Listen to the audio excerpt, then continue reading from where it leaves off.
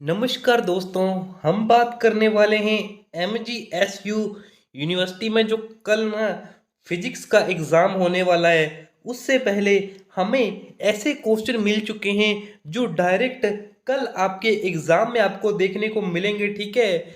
उससे पहले वीडियो पर अगर पहली बार आए हो ना तो वीडियो को एक लाइक दबा दीजिए और जो चैनल है ना उसे सब्सक्राइब कर दीजिए यार।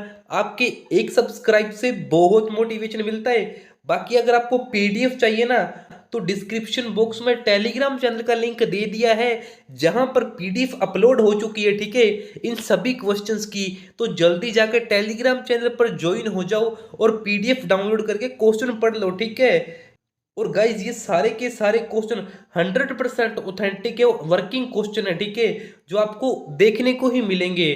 तो सबसे पहले बात करते हैं खंड ए में। यहाँ आपको 10 प्रश्न देखने को मिलेंगे और हर एक प्रश्न एक एक नंबर का होगा, ठीक है, और 10 प्रश्न यहाँ से आएंगे।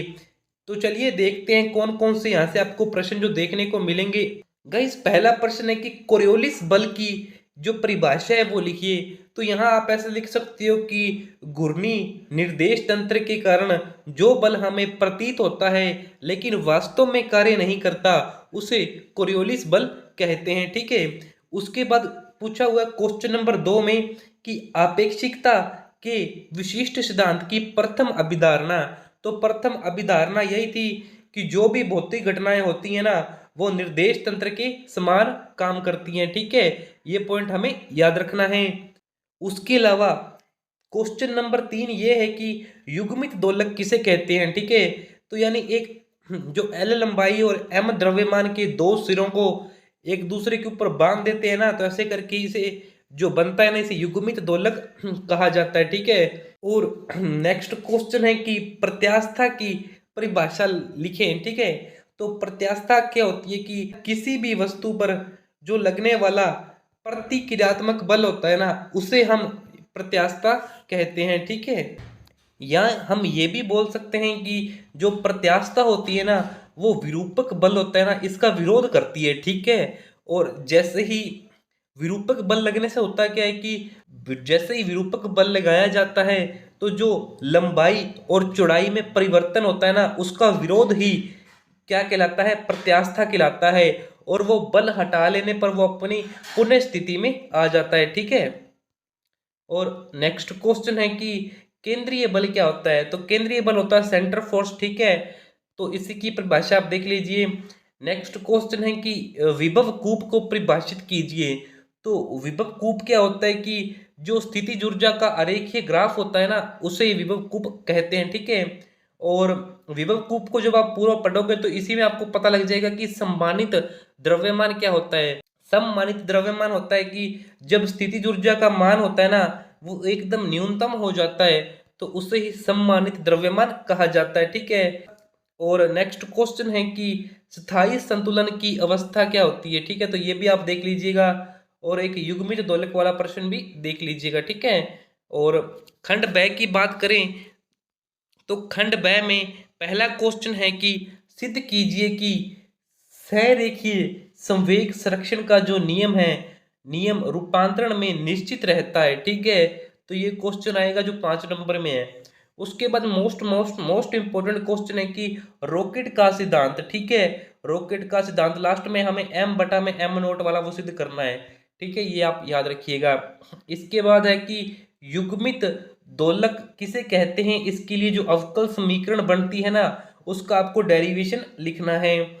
और नेक्स्ट क्वेश्चन है कि जो आइंस्टाइन का द्रव्यमान और ऊर्जा का जो संबंध है ना वो बताना है, ठीक है। इसमें हमें बताना है कि E बराबर में mc स्क्वायर का जो डेरिवेशन है उसको हमें सिद्ध करना है, ठीक है।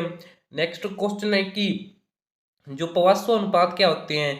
तो अनुदैर्य विकृति और बटा में पार्श्व विकृति का अनुपात ही क्या कहलाता है, पवास्व अनुपात कहलाता है, ठीक है। और इसका जो सूत्र है उसे फाइंड करना है। इसके बाद खंड 6 की बात करें जहां से हमें 15 नंबर का हर एक क्वेश्चन देखने को मिलेगा। और यहाँ से अगर मुश्किल से 1 या 1.5 क्वेश्चन भी आपने कर दिया ना और ऊपर वालों में से 1-2 कर दिया तो काम बन जाएगा, ठीक है। देखिए क्या है कि पहला क्वेश्चन है कि केंद्रीय बलों की अंतर्गत जो अवकलन समीकरण है ना उसे लिखें।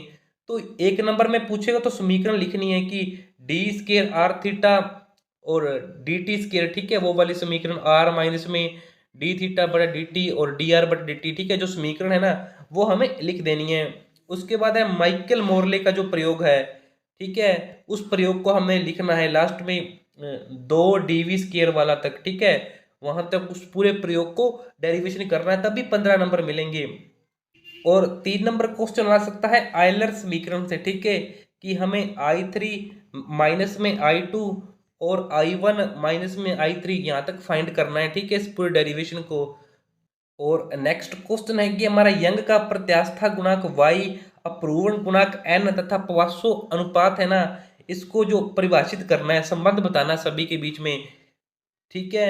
इसमें से जो ये बी नंबर वाला है ना, ये ज्यादा इंपॉर्टेंट है, जिसमें कि ये वाला जो डायग्राम बनता है, ठीक है, कि यहाँ से पहले यहाँ तक, फिर यहाँ से, और फिर ये एक रेखा यहाँ से जाती है, यहाँ पर एक एन कोण बनता है जो 45 डिग्री का होता है, ठीक है, ये होता है। और जो पहले वाला है ना, इसके अंदर तो बस एक घन बनता है, ठीक है, इस तरीके से, और उसके सभी दिशाओं में फोर्स लगता है, ठीक है, इस फोर्स को हमें सिंप्लीफाई करना होता है।